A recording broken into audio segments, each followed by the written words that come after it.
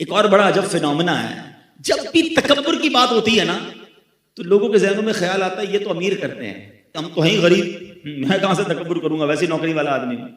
یہ ہے شیطان کا وار۔ ہاں، علماء نے تکبر کے 8 ریزنز لکھے ہیں، اور اس میں جو مال ہے نا وہ تیسرے نمبر پر آتا ہے، مال پہلے نمبر پر نہیں ہے۔ تکبر کا جو سب سے پہلا ریزن ہے نا وہ ہے علم۔ جب بندہ علم سیکھ لیتا ہے نا تو اس کو باقی لوگ جاہل لگنے لگ جاتے ہیں، ان کو تو آتا ہی کچھ نہیں ہے، انہوں نے پڑھا ہی کچھ نہیں ہے۔ بڑی کمال کی روایت ہے، من قال انا عالم فہو جاہل، جس نے کہا کہ میں عالم ہوں وہ جاہل ہے۔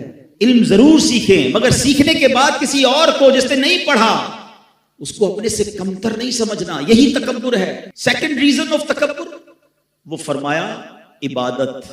شیطان بڑا مردود ہے، پہلے تو عبادت سے روکتا ہے، اب جب عبادت کرنے لگ گیا تو اب اس کو تکبر میں مبتلا کیسے کرتا ہے کہ بندہ جب نمازیں پڑھے، روزے رکھے، صدقے کرے، ہیں تہجد پڑھے، اب اس کو باقی گھر کے لوگ، باقی دوست بڑے حقیر سے لگتے ہیں، یار کیسا آدمی ہے، میں تہجد پڑھتا ہوں یہ تو نماز بھی پوری نہیں پڑھتا۔ یو ہیو نو رائٹ، آپ کے پاس ایسا کوئی رائٹ نہیں ہے کہ آپ دوسرے کو حقیر جانیں۔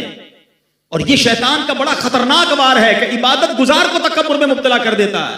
وہ بڑا پیارا واقعہ ہے نا کہ ایک بار ایک بزرگ جو تھے اپنے بیٹے کے ساتھ کہیں سفر پر جا رہے تھے، راستے میں مسافر خانہ آیا، باپ بیٹے بھی سو گئے، قافلے والے بھی سو گئے، تہجد کا وقت ہوا تو باپ بیٹے اٹھے، تہجد پڑھی۔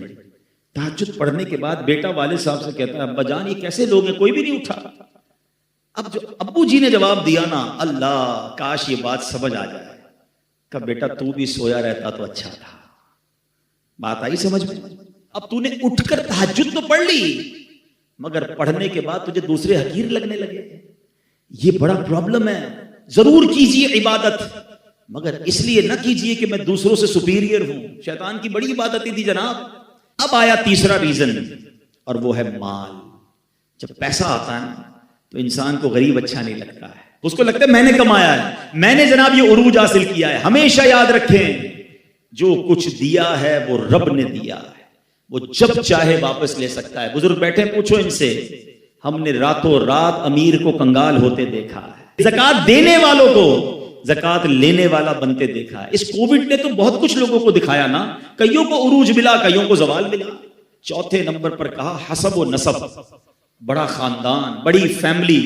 پیر ہی نہیں دیتے بھائی ہمارا خاندان بہت اونچا ہے، ہم تو بڑے خاندان والے ہیں، اس کا تو خاندان وہ فلاں فیملی سے تعلق رکھتا ہے۔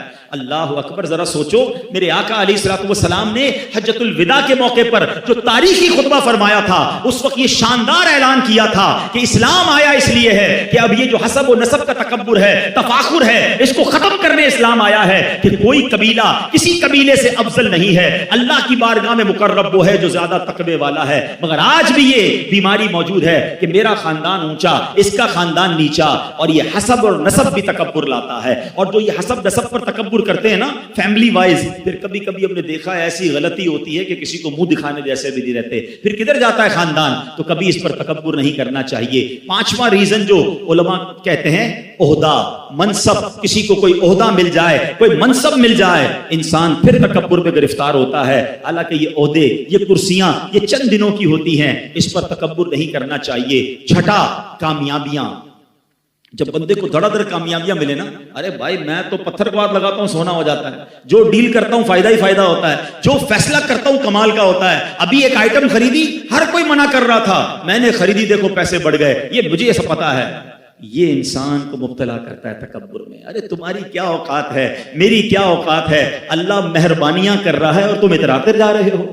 ہونا تو یہ چاہیے کہ وہ عطائیں فرمائے تو ہم سر اور جھکائیں۔ دنیا کا دستور ہے، درخت پر جب پھل لگتے ہیں نا وہ درخت جھکتا رہتا ہے، جھکتا رہتا ہے، جتنا پھلدار ہوتا ہے اتنا جھکتا ہے، جس کے کانٹے لگے ہوتے ہیں وہ سیدھا کھڑا ہوتا ہے۔ کامیابیاں ملیں یہ اللہ کی عطا ہے، اور شکر کرو اور عاجزی کرو، اتراؤ نہیں۔ ساتواں سبب علماء کہتے ہیں حسن و جمال۔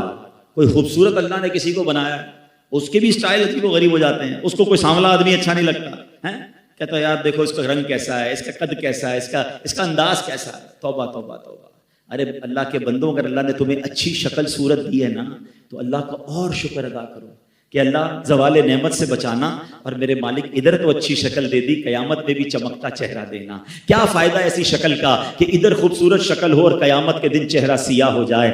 اللہ اس دن کی خوبصورتی عطا فرمائے، اس دن کا چمکتا چہرہ عطا فرمائے۔ کتنی پیاری دعا ہمیں اسلام سکھاتا ہے، آئینہ دیکھو تو دعا کرو، اللہم حسنت خلقی فحسن خلقی، اے اللہ میرا چہرہ تو اچھا بنا دیا، میرے اخلاق بھی اچھے کر دے۔ اے اللہ چہرہ تو اچھا بنایا، باطن بھی اچھا کر دے۔ تو کبھی بھی اگر اللہ نے حسن و جمال دیا ہے تو تکبر نہ کرنا۔ ہم نے اچھے اچھے چہروں والوں کو بیماریاں لگ کے چہرے بگڑتے دیکھا، بستر پر پڑتے دیکھا، اور زمین کھا گئی۔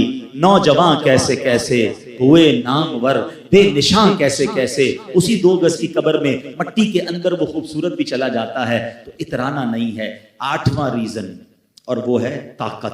آقا کے پاس کیسی طاقت تھی اور عاجزی کیسی تھی۔